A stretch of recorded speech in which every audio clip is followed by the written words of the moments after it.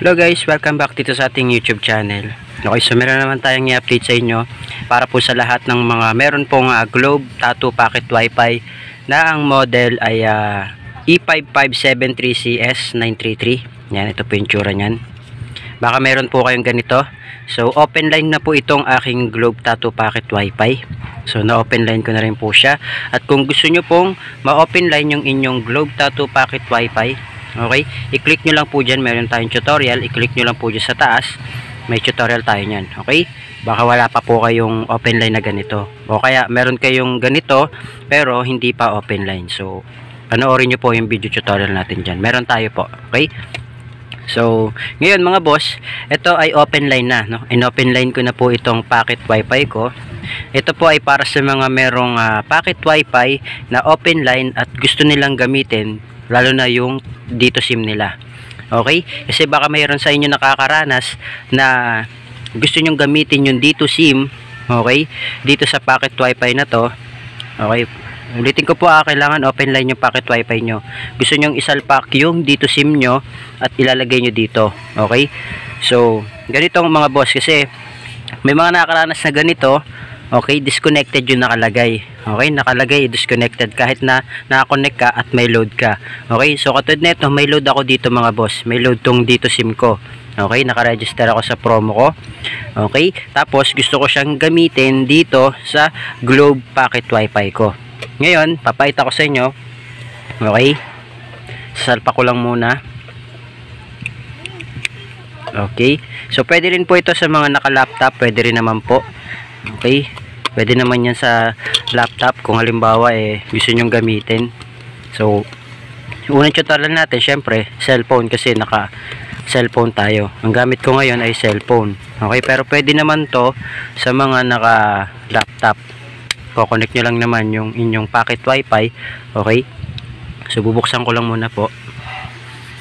Yan, may nakita nyo kapag dalawang green, okay, ibig sabihin nun open line yan. Okay, pero kung pag nag-red yung isa dyan, ibig sabihin hindi siya open line. Okay, so tingnan po natin kasi nag-open na po siya. So pag nag-green yan, ibig sabihin open line po yan. Okay, yan, katulad niya nag-green siya, ibig sabihin open line siya. Ang open line po, ibig sabihin po nun pwede lahat ng SIM card. Okay, mapa Smart, Token Text, Sun, Globe NTM at dito SIM. Okay, yan, katulad dyan, dito SIM na yung sinalpak ko. Okay, ngayon, ang gagawin natin mga boss, pupunta tayo sa kanyang website. Okay, so panoorin nyo po itong video na to. One eternity later. So ngayon mga boss, bubuksan natin yung ating wifi. Okay, kukonect tayo dun sa ating wifi. Ang pangalan po niya ay Huawei 55E5. Okay, ito po yung pangalan niya, Huawei 55E5. Diyan po tayo ko-connect. Ayan. Makikita nyo naman po, bigla po siya nag-pop up. Okay? So, makikita nyo dito mga boss, teka lang. Makikita nyo diba disconnected yung nakalagay. Ayan. Kung makikita nyo disconnected yung nakalagay. Ang gagawin natin dyan para magamit natin siya, i-connect natin siya. Okay? So, login muna tayo. Click natin yung login. Ito yung aking admin. So, pasok ko lang muna mga boss.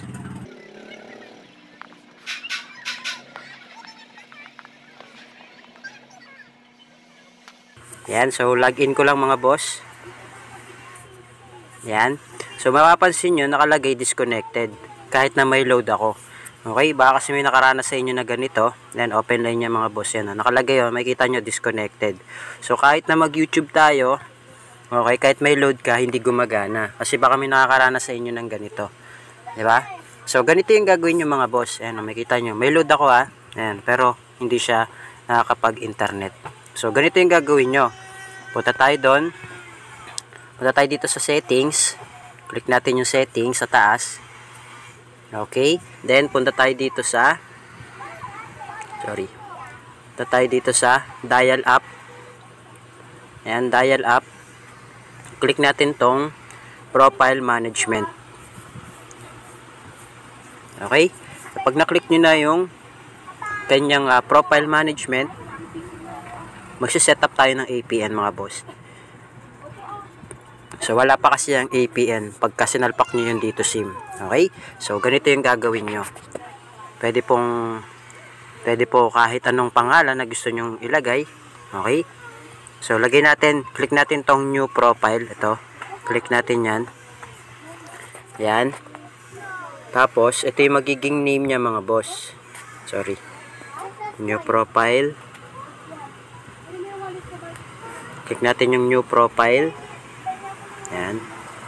Tapos yung name niya mga boss, lagay nyo dyan, dito, PH. Yan, lagay nyo lang dito, PH. Sa username and password, kahit wag nyo na po lagyan, okay lang yan. Dito na kagad tayo sa kanyang authentication. Ilagay nyo na lang po dyan, pwedeng auto, o kaya PAP, o PAP. Nasa inyo na po yan. So sa atin, lagay lang natin auto. Okay? Tapos yung IP type niya, yan lang po, IPv4, IPv6. Okay? Tapos ito po yung mga boss, ito yung magiging APN niya mga boss. Lagay nyo to. Internet dot dito dot ph. Yan mga boss. Yan yung magiging AP niya. Internet dot dito dot ph. Tapos yung kanya magiging primary, ito po yung ilalagay nyo. 8.8.8.8. Okay? Yan yung primary DNS server niya. Yung secondary DNS server niya mga boss, ito po yung nalagay nyo. 8.8.4.4. Okay? So, ulitin ko mga boss, yan po yung ating setup ng APN para gumana yung inyong dito SIM sa inyong mga packet wifi or katulad nitong open line na packet wifi. Okay? So, click natin yung save. Yan, success na mga boss. Kapag success na, punta na kayo dun sa inyong home. I-home na natin siya. Wait lang. Connected. I-home na natin mga boss. Walang lumabas eh. Nakita, search natin 192.168.8.1.